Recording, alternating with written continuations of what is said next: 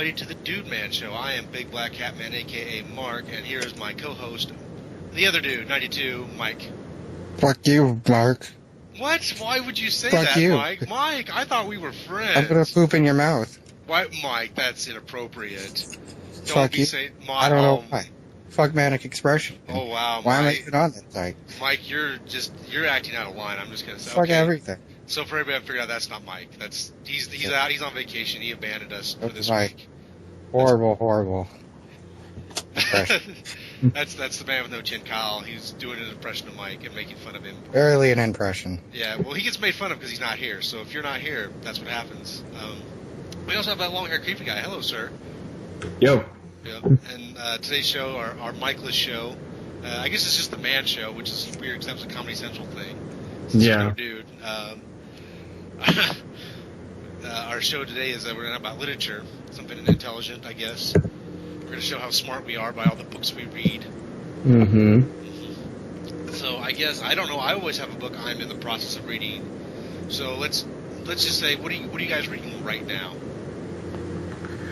Right now, I am actually reading a trilogy written by a woman named A.J. Howard. It's, well, the first book in the trilogy is Splintered. I finished that book and I've moved on to the second book, Unhinged. It's actually a modern-day... It's a semi-retelling of Alice's Adventures in Wonderland.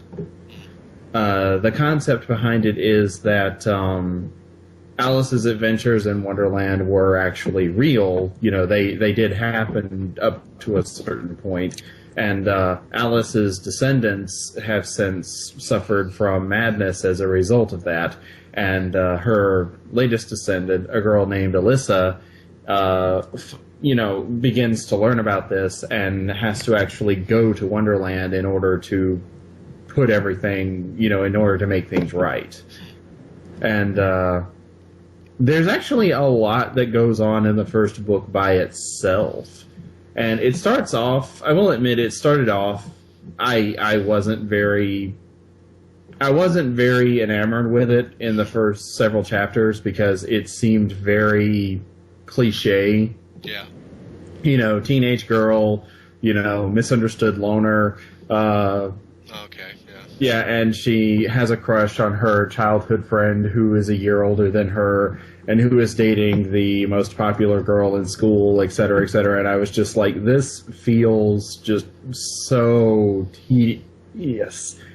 Once the characters actually got to Wonderland, which is very different from the Lewis Carroll novels, and once the ball really got rolling, I changed my mind about it because it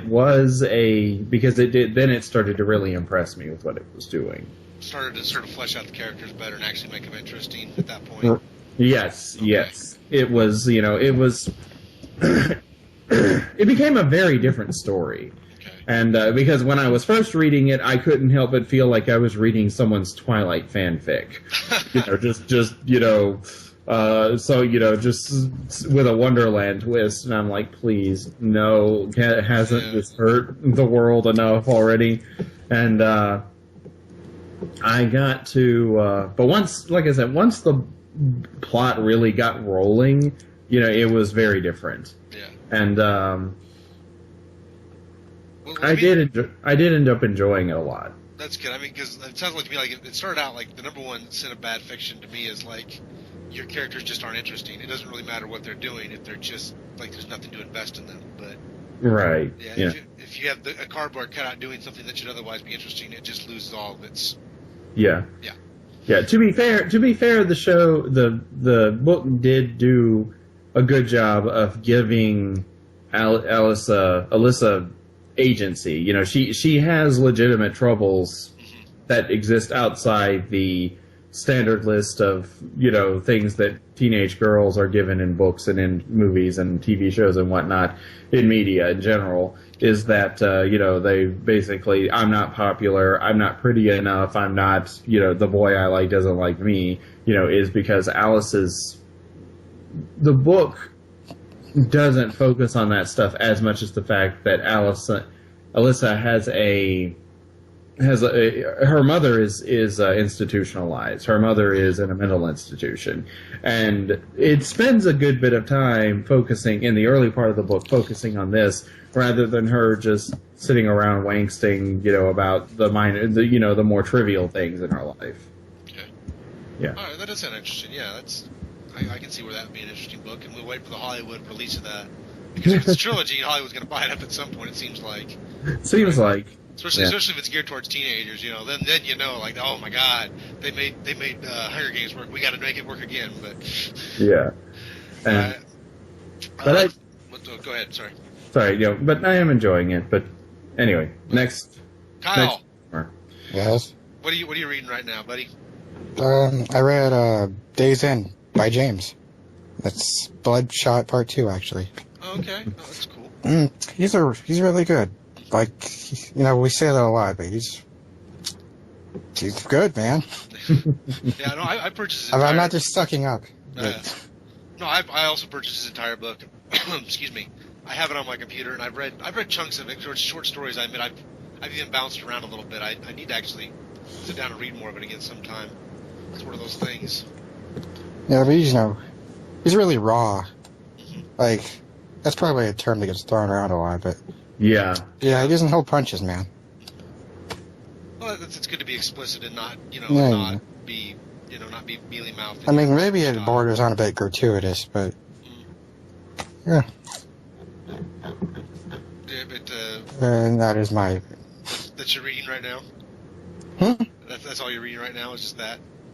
Yeah, pretty much. Okay. I don't like I read a handful of books, and only when I'm bored. I just ruined the show. I'm sorry. No, you're fine. No, that's cool. No, I did not make any requirement about you must be an avid reader. So, all right. So I'll tell you what I'm reading right now. How about that? I am reading right now. I actually have the book right in front of me. It's right here next to my computer. Is Gumption by Nick Offerman.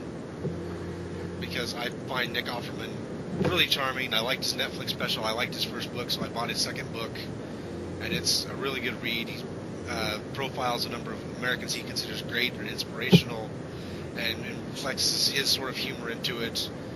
Writes really well for a guy who's primarily an actor. A lot of times people who are actors, and you read their writing, and it's sort of wretched. But he does his own writing, and he writes fairly well. So I give him a lot of credit for that, and I would recommend this book, honestly. My own even heard of Nick Offerman. Nobody else even heard of him. Yeah, I've heard of him. Yeah. Okay. He was on Parks and Recreation. That's where most people would know him from. He played Ron Swanson on Parks and Recreation. It's a children's hospital. Yeah, he's on Children's Hospital too. Yeah, he plays the detective all the time. He's also got a great Netflix special called American Ham, which is a one-man show. It's just really funny. So I tout this guy because I really do enjoy his work. Yeah, you kind of look like him. So I can figure why. Yeah. We do have similar Midwestern features, I guess. I don't know what to do about that, but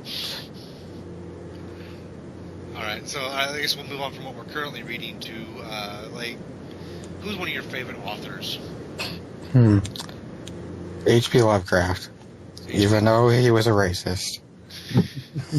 He's not the only one. Frank Baum from the same era was also fucking racist. Yeah. I remember you bringing that up before, like in an earlier podcast. I think it was something like the situations where the books were better than. Yeah, well, I could meet H.P. Lovecraft and talk about him about how much he hates everybody.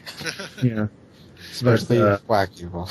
I remember Mark saying that he brought up Baum for racist.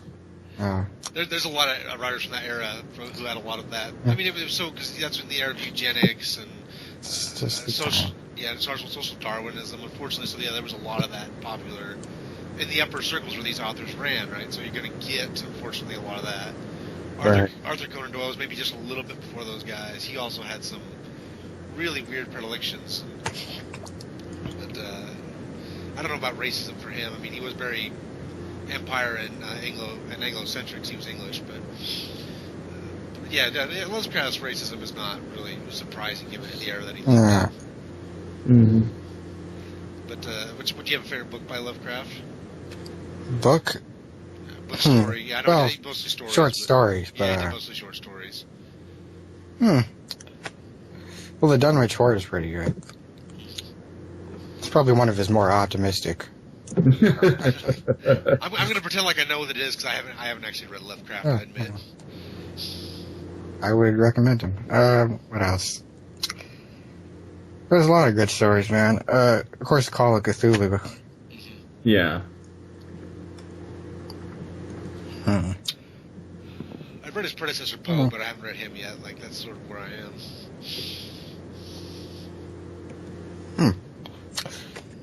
Yeah, just a lot of good stuff. I remember I did read Edgar Allan Poe, although if it was more in high school than later on in life. Yeah, I read him in high school, and then I've turned around and read some of his stuff as an adult as well. So. Right. I don't know if anyone will recognize the name because I don't know if they follow. Mark is a couple of years older than me, but and Kyle might be too young, but there was an author that was he got to be fairly popular for a little while in the late 80s and through the 90s, like up to mid late 90s, something like that. He wrote young adult fiction, and his stories tended to be, you could say they fall under supernatural thrillers, but unlike most stories that were geared at young adults during that age, where they followed basically the standard slasher movie cliches, his tended to be more about people.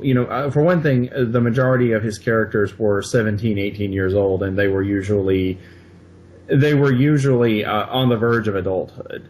And some of the stories would reflect that in some way. Yeah, either already dealing with more adult issues or on the verge of dealing with those. But the supernatural elements were very Whedon-esque in that, like from the Buffy the Vampire show, where the supernatural was often a metaphor for whatever problems the characters were facing as teens or young adults. They tended, his stories tended to have that same kind of flavor to it up to a point. Okay. But the author's name was Christopher Pike. Oh, okay, I do remember Christopher Pike now you say the name. Right, sorry, it just finally occurred to me. I haven't even said the guy's name yet, my bad. But, no, his real name is Christopher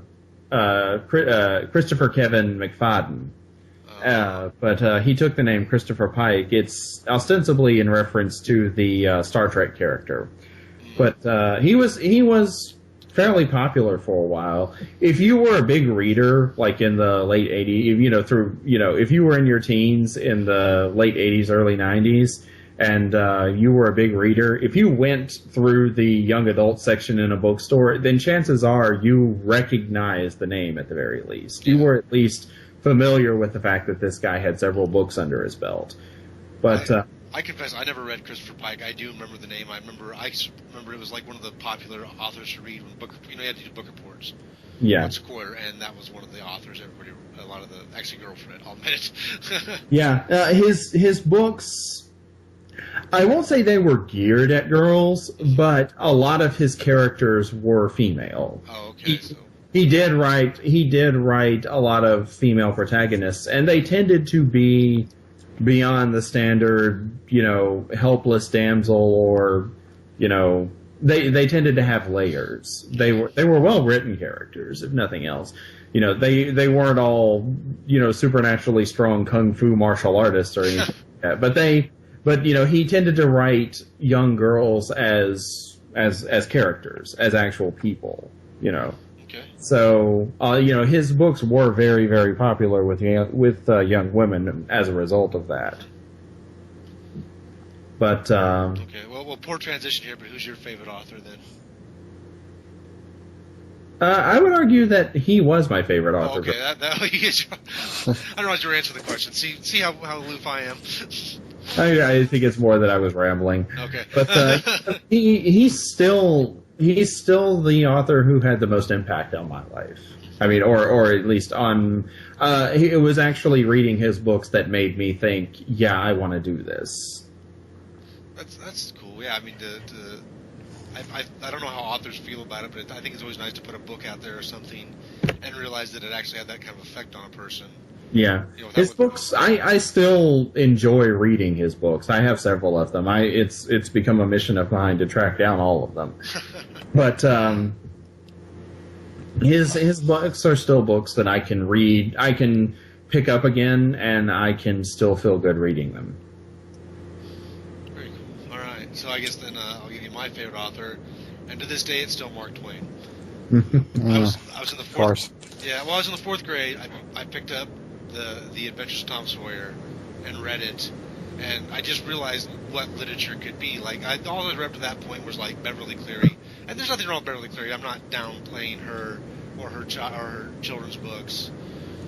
Or I think Wayside School is Falling Down is another book I read. That's all I'd read up to that point. And then I read, Adventures of Tom Sawyer, and it's like, holy crap! Mm-hmm. Like this writing gig is way more than I thought it was. Dude was ahead of his time. Yes, he was. I mean, he's witty. You read his books, and it's like nothing written at the time. It's something. Yeah, I mean, there's other witty writers from the era, but definitely Twain was sort of in a class by himself. And I think if you read what I write, you can tell I'm a fan of Mark Twain because I steal from him constantly. Whether subconsciously or consciously, I can't help it. I've been reading him way too long not to. All right. I guess we'll just keep kind of going here on this author's theme and whether author. I know because I know I like more than one author naturally. So who else is someone you like? If you just see their name on the book, you'd be tempted to pick up the book. Jim Butcher. Jim Butcher. Okay, I don't know that one. He writes the Dresden Files. The Dresden Files. Oh, yes. Okay. Yeah. If there's a Dresden file book out and I have the money for it, I'll be like yeah, I want this. Kyle, your turn. Go, Kyle. I'm still thinking. Okay, I'll throw one out there. Actually. Okay, go ahead. Mark Twain. Mark Twain. Yes, I like Mark Twain too. Yeah. Well, you and I had a long discussion about Mark Twain here. About a year ago? So yeah, no, Yes. I'm glad you dig Mark Twain as much as I do because it's awesome. It's awesome knowing the effect of the people. We were talking about The Mysterious Stranger, right? Yeah, The Mysterious Stranger, which is one of his probably most nihilistic works. Yeah, which was written at a time when his kids had died and everything was all fucked up. So he was not as nihilistic as Letters from Earth, but Letters from Earth is probably his most nihilistic work by far and away.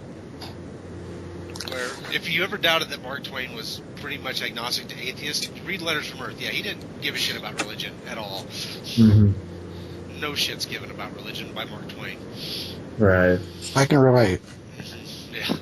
I think more people can now. At the time, it was pretty uncommon, but,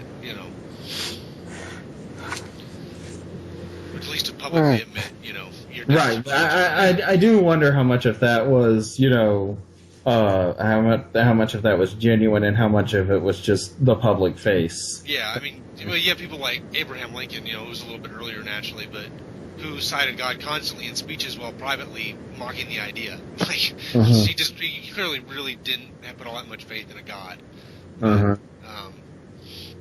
In his private writings, but publicly constantly inciting God. I sort of laugh every time I see somebody quoting something Abraham Lincoln do to prove that there's God. I'm like, yeah, he didn't actually think that, but yeah. You find that about You find that about a lot of people. Yeah. Jefferson's Bible and things like that, but at any rate, okay, not really big believers. No, yeah, Jefferson's. I've ever seen the Jefferson Bible. Speaking of books, it's great. He didn't believe any of the miracles, so what he did was he edited them all out of the Bible. He put out his version that had none of the miracles in it. It's hilarious. It's like, so it's just a book about a guy going around telling everybody to be nice to each other. Awesome. Why not?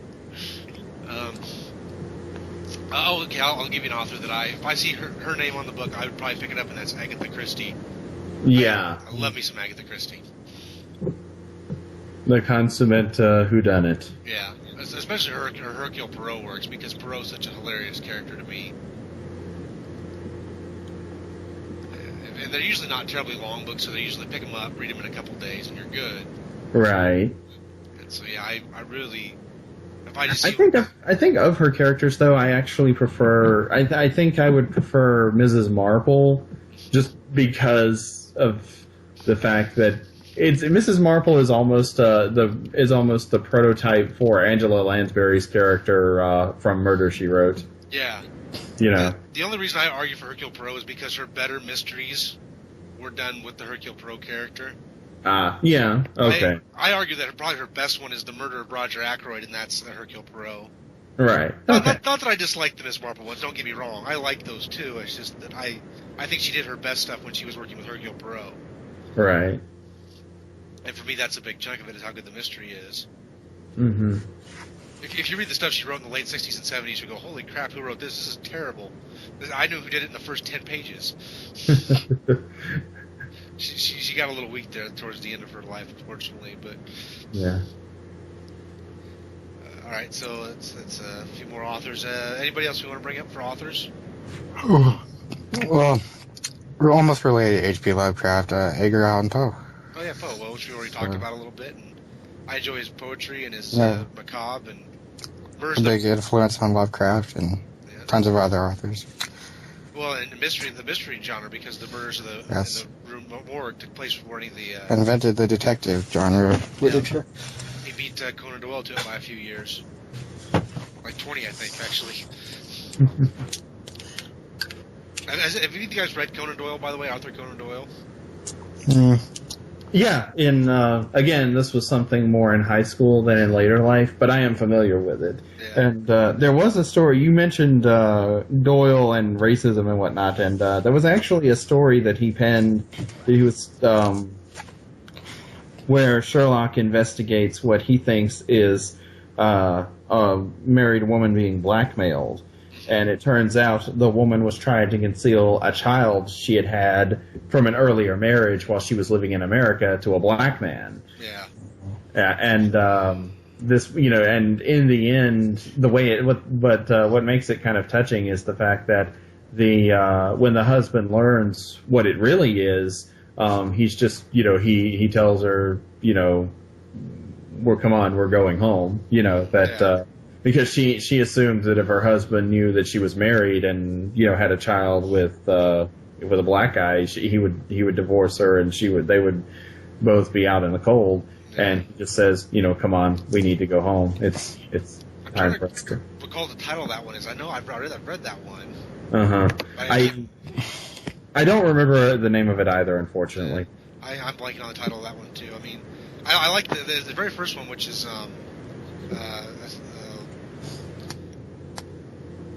what's the very first one? Jeez, blanking on that even now. The bad guys are the Mormons. Like that's sort of makes me laugh. Like clearly Conan Doyle didn't know anything about Mormons except for what he heard secondhand. Yeah, he's wrong about a lot of stuff. Right. It's kind of funny, but I like Doyle, but I admit his writing style is not the best. Like to me, his writing style is very simplistic at times.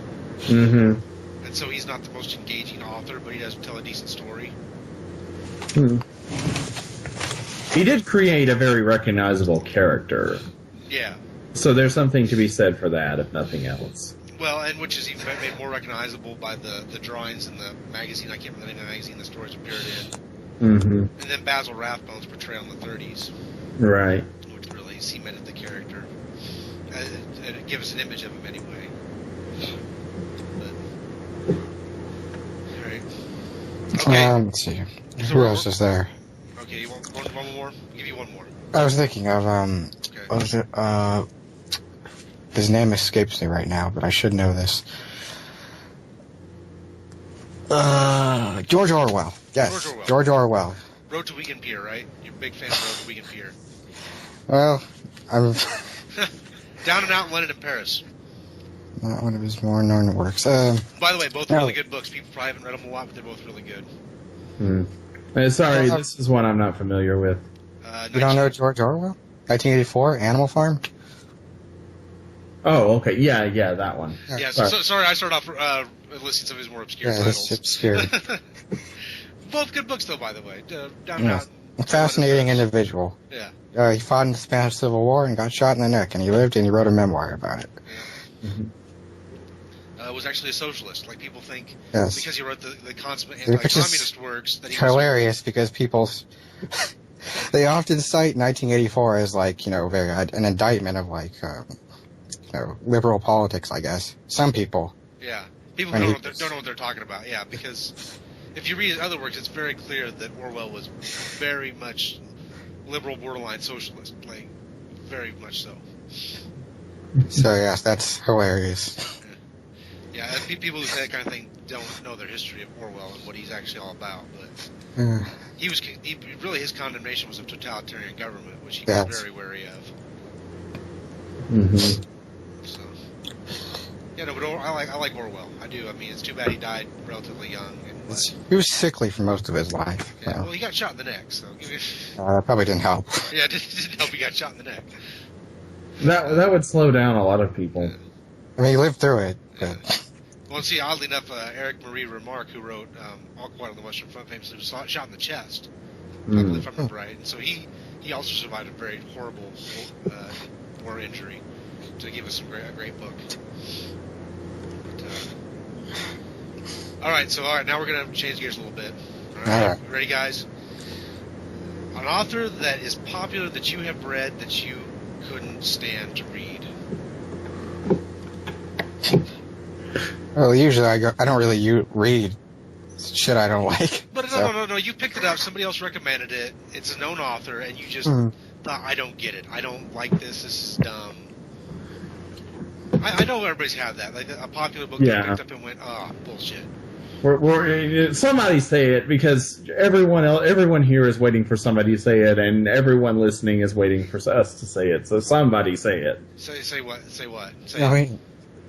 Okay, if no one else will say it, I will say it, but okay. I'm demanding another turn. Okay, all right. You get 2 turns. Yeah, I take 2 turns because I'm naming this one, and this one is too obvious, but we're going to name it anyway just to get out of the way. Yeah. Stephanie Meyer. Yeah, it was coming. Yeah. I haven't read Stephanie Meyer. I think it's never to touch Stephanie Meyer. No. Is she really that? Is she just that poor an author, or? Okay. The very first Twilight book, I did read the Twilight series almost. Okay. The very first Twilight book is bad but amusing, if that makes sense. Yeah, so it's like the Room of books. Right. It's the book version of The Room. It's bad, but I could read it and I could get a chuckle out of it. You know, just because it's really awful, but it's entertaining at least. It is the biggest cliche storm ever. But as each book went along, it just got progressively worse. Like, and the entertainment value was not there anymore. By the second book, the entertainment value was gone. The third book was just god awful, and I couldn't even finish the 4th book. You know, I'll be honest with you. I got to the 4th book and I was like, why am I still doing this to myself? I felt physically ill reading book 4. Okay, and I don't even mean just nauseous. I mean, you know, like when you have the flu and your arms feel that weak feeling, like, you know, you can't raise them all the way up. Yeah. I distinctly remember I had that feeling from reading the 4th book. It was that toxic to me. It's like I put it down and I think I had to go lay down or sit down or something and just take deep breaths for a while. So like I was passing something awful out of my body, waiting for it to all go away. I have a friend who majored in English real quickly on that, who read the first book and said wasn't sure that Stephanie Meyer knew the English language. Seemed to have very limited familiarity with it. Yeah, I understand the people who read Twilight to make fun of it. You know, I understand the people who read it because they enjoy snarking it. Like, they'll read it and they'll snark it and they'll get together with other people who have the same like-minded idea of it and do the same. I get that. Because it's basically the literary equivalent, and I'm stretching by calling Twilight literature a lot, but I'm speaking in only the most technical version of that word. It's the book equivalent of what we do with movies. We watch them and snark them and point out the flaws in them. But if it has a good point, or two, you can say that as well. Yeah. But I have never read anything else aside from. I noticed that she's written a couple of other books besides Twilight, but I have never read any of them. I know she tried to put her own twist on Invasion of the Body Snatchers, I think it was, but I don't think even a lot of diehard Twilight fans didn't even like that book. All right, so Stephanie Meyer sucks, and we'll come back to you. We'll get you your second turn. Kyle, come on. You got one for us? Really. I just don't read that many bad books. Okay. So probably because I don't read books that much. All right, so Kyle doesn't read. All right. I'm the odd man out here. All right, I'll throw a popular author under the bus. You ready for me to throw a popular author under the bus? Okay, Stephen King. Yes. Stephen King is not that good a writer. He's hit or miss. He's hit or miss. The only book of his that I ever read that I really liked was Misery, and so I'll give him credit. Misery I liked, but I tried to read The Stand, and I was bored off my ass. And his dramas are better than his horror, I think. Mm-hmm. Yeah. Stand By Me, and Fair point. I have never thought that Stephen King deserved the credit and the praise that he gets from so many. I felt like he should have been this. It feels like he should have been this author who had very minor success. Like, not penniless or destitute even, but just nowhere near the kind of, fanfare that people always associate with him. Yeah. I will admit, I will say this. I will throw him a bone, a small one. Okay. He can conceive a decent concept. Yeah. Yeah. He doesn't wrap it up well. Yeah, he can conceive a good concept, which is why I almost feel like he missed his calling as a movie producer instead of a writer, because it feels like he can conceive a good idea, but he should be passing off the actual writing duty onto someone else. Well, he kind of hit in that. There's that generation of authors there from the 70s up to today who sort of hit this stride, right? They kind of flirted back and forth between books and movies. John Grisham, Michael Crichton, who are both better writers, by the way, than Stephen King. Much. Oh, yeah. Yeah. So I don't want to bash those two guys. I actually think those two guys are actually very credible writers. Although I don't think much of John Grisham either. I'm not a huge fan of Grisham, but I give him credit for telling his stories better than King does. Well, that's a given. Yeah. What's Clancy? Tom Clancy. Yeah, he's also from that same sort of ilk where he really hit between the movies and the books really well. Mm-hmm. Tom Clancy's not a bad author either. Actually, I like some of his books. Not all of them. I'm hit and miss with Tom Clancy. Right. Michael Crichton, right down the line. I pretty much liked Michael Crichton.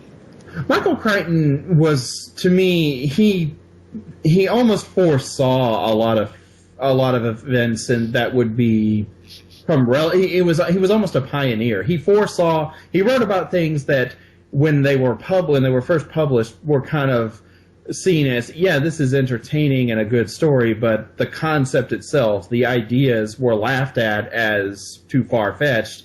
And then, look at the 21st century now, and you're like, actually, he was right. The technical aspects of it might have not been on the mark, but he was right about a lot of things as far as future technology and future concepts and whatnot. It's far easier today, like in the 21st century, to believe in something like Jurassic Park than it was in the 70s. Yeah. Well, and Crichton was a medical doctor. That was his profession. Right. And so he knew a lot about the inside world of science. And he said in interview after interview, I'm not writing these books as exactly what science is. I know that's not probably the case. I'm trying to write them as allegorical, morality stories about being careful with our science. Right. His themes were science is not a bad thing, but it's not a toy either. Yeah. Yeah. He decried people who saw science as a cool plaything and something that they could play God with, and how doing so would blow up in your face and fuck shit up. Yeah, which by the way, one of my favorite books of his is actually Next, which I don't know if a lot of people read Next, but it's like he's taking real pot shots at people doing genetic experimentation, and really saying, you guys, well, he takes big shots at pharmaceutical companies in that one too, for the way they're patenting genes, which he thinks is ridiculous. Yeah, and I tend to agree with him. But so, anyways, we got away from Stephen King, who's like to Michael Crichton, who's actually really good. Yeah. So we come back around, maybe. So you give us one. Yeah. Popular author you do not like.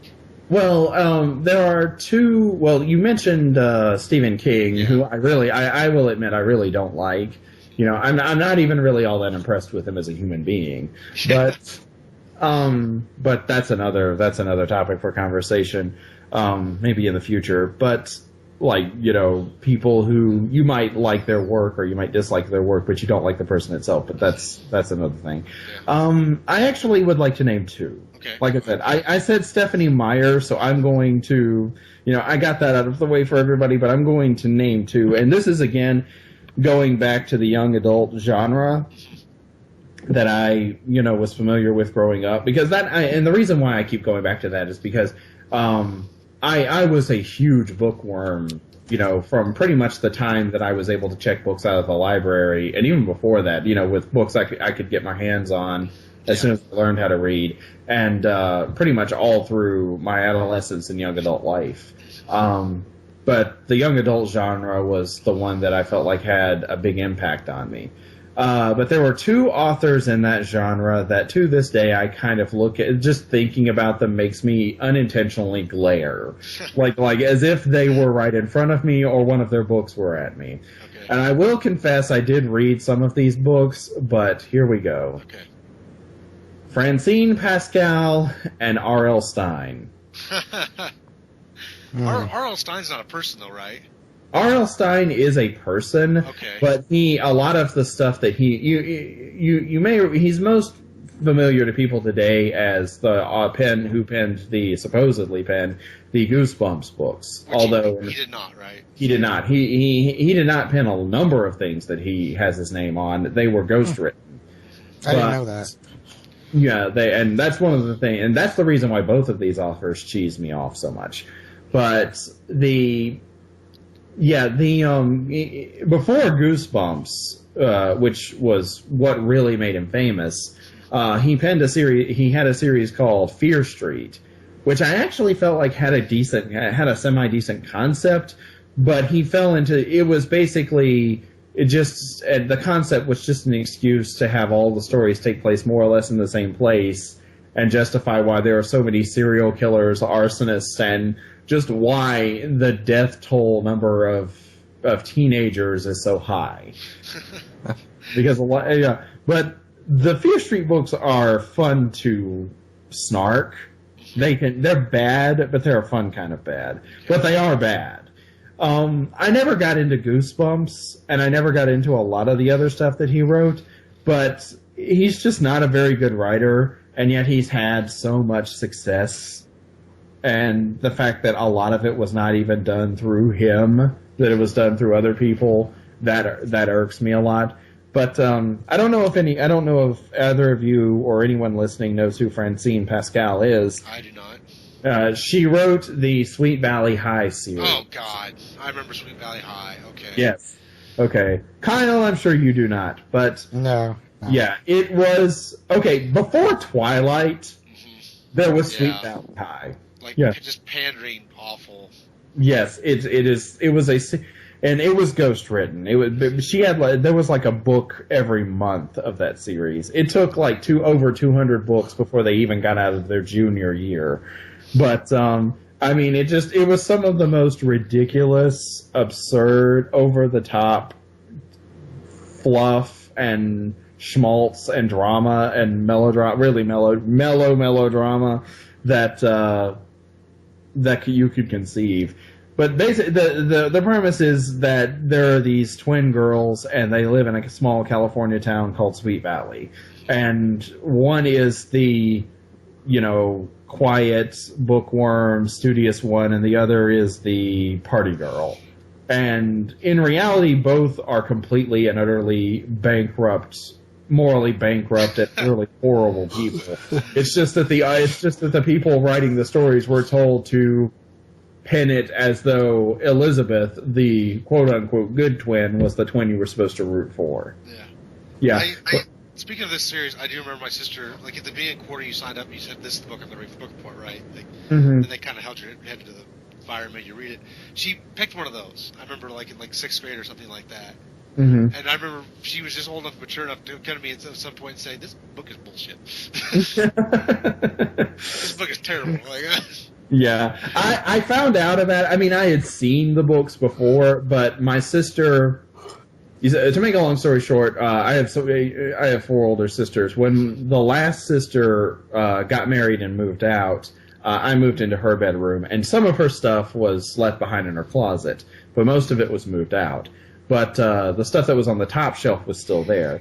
One very bored Saturday night, or it might have been summertime or something, but I think it was still during the school year, but I was bored. There was nothing for me to watch. I was just like, I need something to read. So I started snooping around in the upper closet, and saw some books. I knew there were some books that she had left behind, so I was like, well, let's see. There's got to be something I can read here. And I found a Sweet Valley High book, and I was like, okay, we'll see how this goes.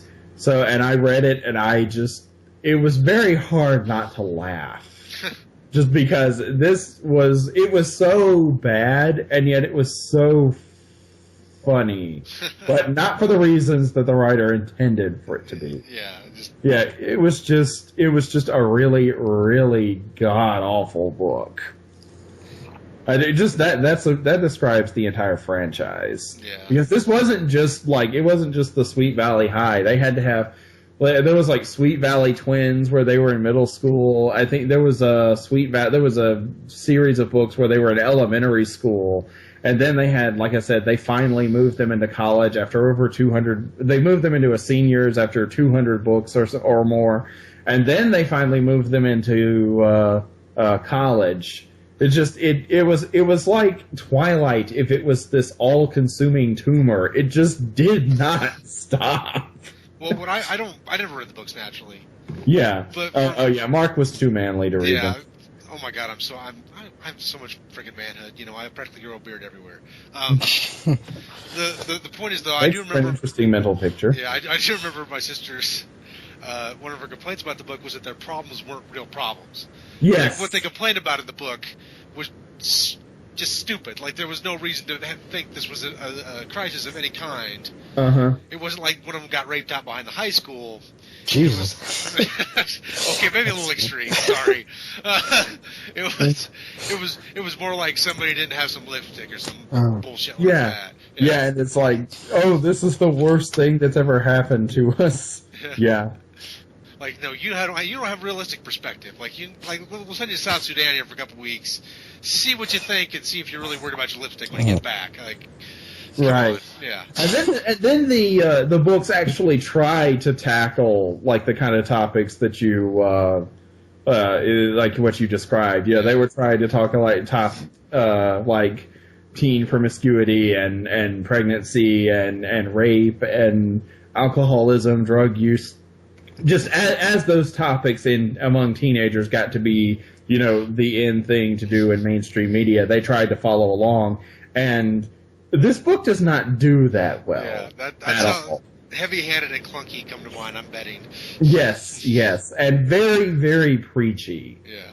It usually involved the good twin Elizabeth swooping down, sticking, and this is another reason why people didn't like the character, is that they felt that she was unbearably nosy and preachy and very condescending. She was very holier than thou and hypocritical. But this is an adult telling all the kids this is how you should act. I mean, that's right. Yeah. Yes, and it's like this is why I say that before Twilight there was Sweet Valley High, because it's an adult telling impressionable teenage girls that this is how they should behave, and Stephanie Myers does the same thing in her books, and we've seen how damaging that was. Yeah. Which is as much as I hate Twilight, I cannot say that it is a new thing. Because Sweet Valley High proves that this kind of destructive literature has been around way before that. Okay, so yeah, I do vaguely remember this series. I remember, it just sounds awful. And yeah, there's nothing worse than I didn't read all the books. For the record, I didn't read the books, but I read. I was like, okay, I've got to read more of these to see if the trend continues. Like if this goes on, or I think had you tried to read all 200 books, you would have literally died. You would have died. I would have given up long before. But yeah, I do know that there were. I think they aren't updated anymore because they finished them. But there were blogs on Blogspot at one point that gave people wrote blog posts and their opinions, and were basically going through snarking each book. Pointing out how terrible, like what is wrong with this, how and how bad is this and whatnot. And talk about in terms of this book, shitty bitch does this thing, and then this perfect bitch does this thing, and yes, and so forth. And yeah, it's pretty terrible, but it is fun. They are fun to read. So if you're ever curious about it, if you're curious enough to find out and you want to read some good snark, check it out. I have this image of Creepy trying to read all the books. He's got like the big pile. He's in the hospital bed. The doctor's like, we can't explain it. He's dying. We try to get the books out of his head, but he won't stop reading. Yes. I have a bad habit. There's a truism in that. I have a bad habit of trying to finish whatever I start. Yeah. And this includes things that I know I should quit. Oh, all right. So, you know what? I think that pretty much covers the literature topic. We'll go out on hating Sweet Valley High. Screw you, Lauren Pascal, wherever you are, and R.L. Stein. I'm going to say one other thing. Sweet Valley High got a TV series. Oh, Jesus. That was produced by Saban.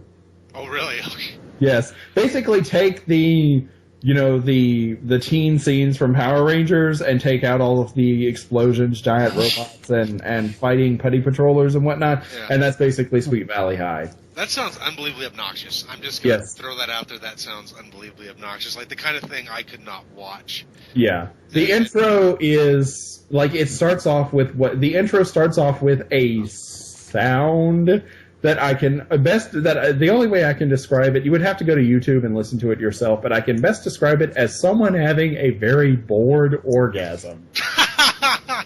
I am serious. It sounds like someone trying to orgasm while yawning. It is like, that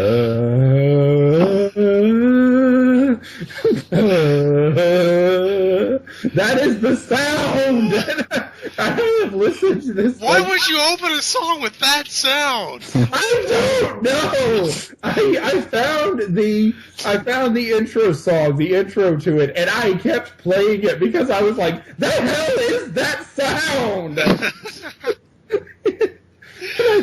The only conclusion I drew is that someone had an orgasm while they were very bored, and they decided to sample it. Like they were jerking off right before the recording session. Like, I gotta sing.